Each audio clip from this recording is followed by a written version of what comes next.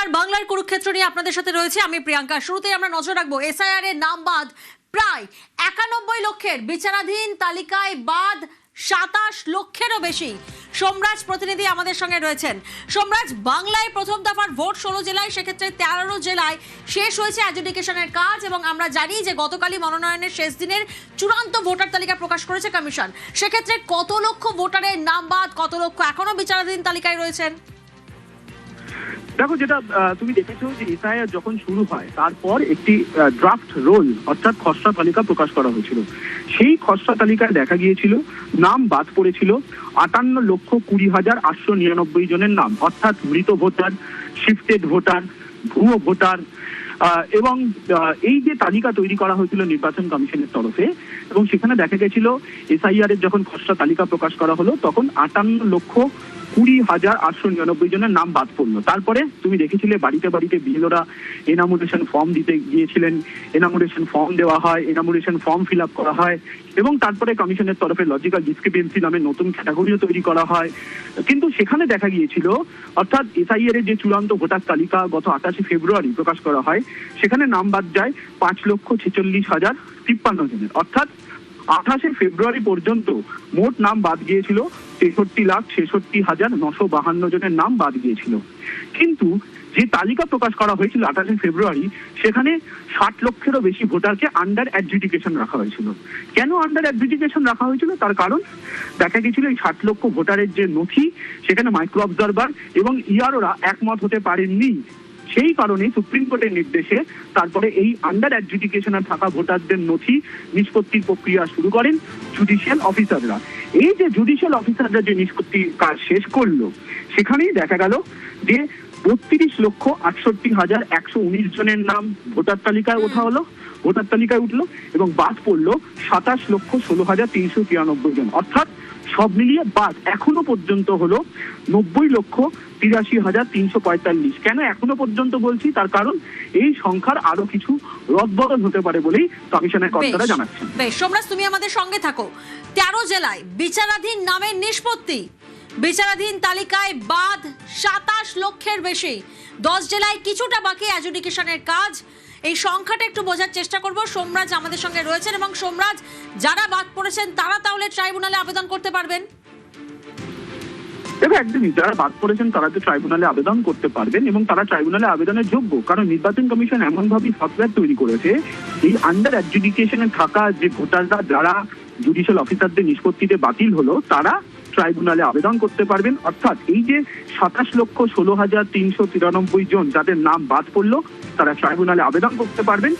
তেমনটাই কমিশনের তরফে ইতিমধ্যে সিদ্ধান্ত নেওয়া হয়েছে এবং খুব শীঘ্রই ট্রাইব্যুনালের কাজও এই 27,16,393 যারা বাদ পড়লেন তাদের জন্য কাজ খুব শীঘ্রই শুরু করা হবে। বেশ, সোমরাজ আমাদের সঙ্গে থাকো এবং আমাদের দর্শকদেরকে জানাবো, এসআইআর এ সবচেয়ে বেশি বিচারাধীন মুর্শিদাবাদে এবং বিচারে সবচেয়ে বেশি নাম বাদ সেই মুর্শিদাবাদেই। সোমরাজ আমাদের সঙ্গে রয়েছেন। সোমরাজ, কোন কোন জেলায় সব থেকে বেশি অবৈধ ভোটার এবং কোন জেলায় বেশি বিচারাধীন, বা কোন জেলা থেকে বেশি নাম বাদ গেছে, কি তথ্য পাচ্ছি আমরা? দেখো, এই যে আন্ডার অ্যাডজুডিকেশনের কাজ যেটা নিষ্পত্তি হলো জুডিশিয়াল অফিসারদের মাধ্যমে, সেখানে দেখা যাচ্ছে মুর্শিদাবাদ জেলায় সব থেকে বেশি নাম বাদ পড়েছে। মুর্শিদাবাদ জেলাতেই কিন্তু সব থেকে বেশি আন্ডার অ্যাডজুডিকেশন ছিল 11,01,140, যার মধ্যে জুডিশিয়াল অফিসাররা এখনো পর্যন্ত নিষ্পত্তি করেছিলেন 10,88,108 জনের। এবং দেখা যাচ্ছে মুর্শিদাবাদ জেলাতেই 4,55,137 জনের নাম অবৈধ ভোটার হিসেবে চিহ্নিত করেছে জুডিশিয়াল অফিসাররা। অর্থাৎ মুর্শিদাবাদ জেলায় সংখ্যার দিক থেকে সব থেকে বেশি ভোটারের নাম বাদ পড়েছে। অন্যদিকে উত্তর 24 পরগনা জেলাতেও বাদ পড়েছে 3,25,666 জনের। মালদা জেলাতেও বাদ পড়েছে 2,39,375 জনের। অন্যদিকে যদি তুমি দেখো দক্ষিণ 24 পরগনা, সেখানেও বাদ পড়েছে 2,22,929 জনের। অর্থাৎ সার্বিকভাবে যে পরিসংখ্যান, সেখানে সংখ্যার নিরিখে দেখা যাচ্ছে মুর্শিদাবাদ জেলায় সব থেকে বেশি।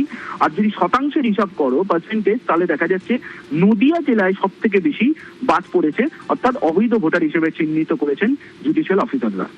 বেশ, পাশাপাশি আমরা নজর রাখবো সংখ্যার নিরিখে যেমন সর্বোচ্চ নামবাদ মুর্শিদাবাদে, নামবাদে এগিয়ে 2 24 পরগনা, পূর্ব বর্ধমানও।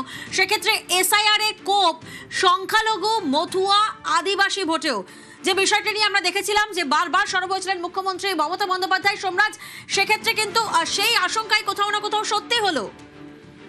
দেখো, দেখা যাচ্ছে যে যে জেলাগুলিতে সব থেকে বেশি সংখ্যক নাম বাদ পড়েছে, অর্থাৎ জুডিশিয়াল অফিসাররা অবৈধ ভোটার হিসেবে চিহ্নিত করেছেন, বেশিরভাগ ক্ষেত্রে দেখা যাচ্ছে সংখ্যালঘু অধ্যুষিত এলাকা, মধু অধ্যুষিত এলাকা, রাজবংশী অধ্যুষিত এলাকা। তুমি যদি দেখো, মুর্শিদাবাদ জেলা, মালদা জেলা এবং উত্তর দিনাজপুর জেলা, এই তিন জেলার বেশিরভাগ বিধানসভায় কিন্তু সংখ্যালঘু অধ্যুষিত, এবং বেশিরভাগ বিধানসভাতেই দেখা যাচ্ছে এই তিন জেলার সংখ্যালঘু অধ্যুষিত এলাকা থেকেই নাম বাদ পড়েছে। মুর্শিদাবাদ জেলার এমন একটি দুটি বিধানসভা রয়েছে যেখানে নাম বাদ পড়েছে প্রায় 1 লক্ষের কাছাকাছি। এরকমও নজির তৈরি হয়েছে বলে কমিশন সূত্রে জানা যাচ্ছে। কমিশনের তরফে বিধানসভা ভিত্তিক তালিকা আনুষ্ঠানিকভাবে ঘোষণা করা হবে, কিন্তু তার আগে যে পরিসংখ্যান উঠে আসছে সেখানে দেখা যাচ্ছে মুর্শিদাবাদ জেলার একটা দুটি বিধানসভা এমন রয়েছে যেখানে প্রায় লক্ষাধিক কাছাকাছি নাম বাদ রয়েছে। উত্তর চব্বিশ পরগনা জেলা এবং নদিয়া জেলা, তুমি জানো এই দুই জেলার বেশ কিছু বিধানসভা মতো অধ্যুষিত, সেখানেও দেখা যাচ্ছে উল্লেখযোগ্যভাবে নদিয়া জেলাতে নাম বাদ পড়েছে। কল্যাণী বিধানসভা, রানাঘাট উত্তর পূর্ব, বনগা উত্তর, বাগদা, এই বিধানসভাগুলি থেকে উল্লেখযোগ্যভাবে নাম বাদ পড়েছে। এই বিধানসভাগুলি কিন্তু বেশিরভাগই মতো অধ্যুষিত। এবং উত্তর চব্বিশ পরগনা জেলায় তুমি জানো 30টিরও বেশি বিধানসভা রয়েছে, আসন রয়েছে, যার মধ্যে দেখা যাচ্ছে একটি দুটি বিধানসভায় নাম বাদ পড়েছে প্রায় 70,000-এর কাছাকাছি। ফলত সেই জায়গা থেকে তুমি বুঝতেই পারছো যে মতো অধ্যুষিত বা সংখ্যালঘু অধ্যুষিত এলাকা থেকে নাম বাদ পড়েছে কত শতাংশ।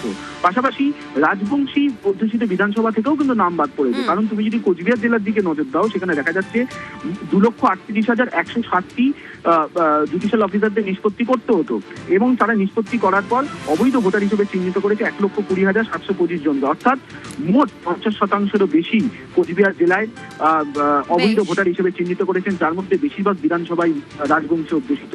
ফলত সব মিলিয়ে এই পরিসংখ্যানই আপাতত উঠে আসে। বেশ, ধন্যবাদ সোমরাজ। এসআইআর এ বাংলায় মোট বিচারাধীন 60,06,675 জন, অ্যাডজুডিকেশনে নিষ্পত্তি 59,84,512 জনের। সেক্ষেত্রে 10 জেলায় বাকি নিষ্পত্তিও দ্রুত শেষের আশ্বাস নির্বাচন কমিশনের। বাংলায় প্রথম দফার ভোট 16 জেলায়, 13 জেলায় শেষ অ্যাডজুডিকেশনের কাজ।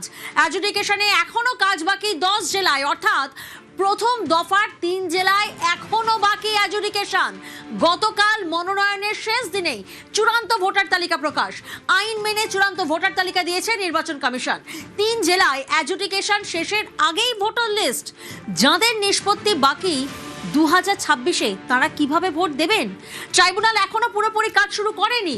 অ্যাডজুডিকেশন শেষ হলেও কোথায় আবেদন? 2026-এ আদৌ ভোট দিতে পারবেন নামবাদ ভোটাররা? এসআইআর এর জেরে বাংলার ভোটে চরমে সংশয় ধোঁয়াশা।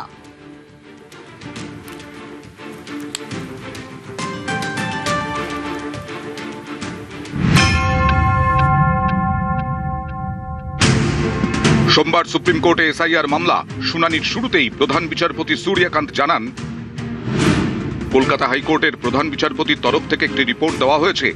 তাতে বলা হয়েছে 6 এপ্রিল বেলা 12টা 4 পর্যন্ত 59,15,000-এর নাম যাচাইয়ের কাজ শেষ হয়েছে।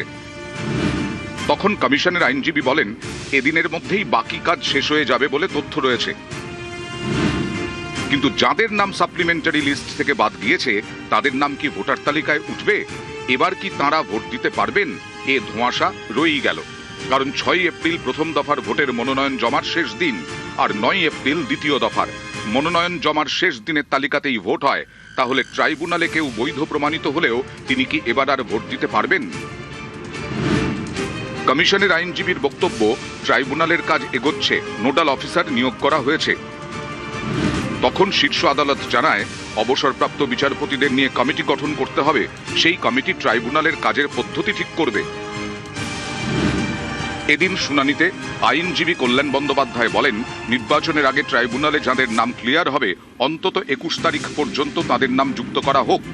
তখন বিচারপতি জয়মাল্য বাগচি বলেন, ট্রাইব্যুনালের ওপর কিভাবে আমরা চাপ দিতে পারি?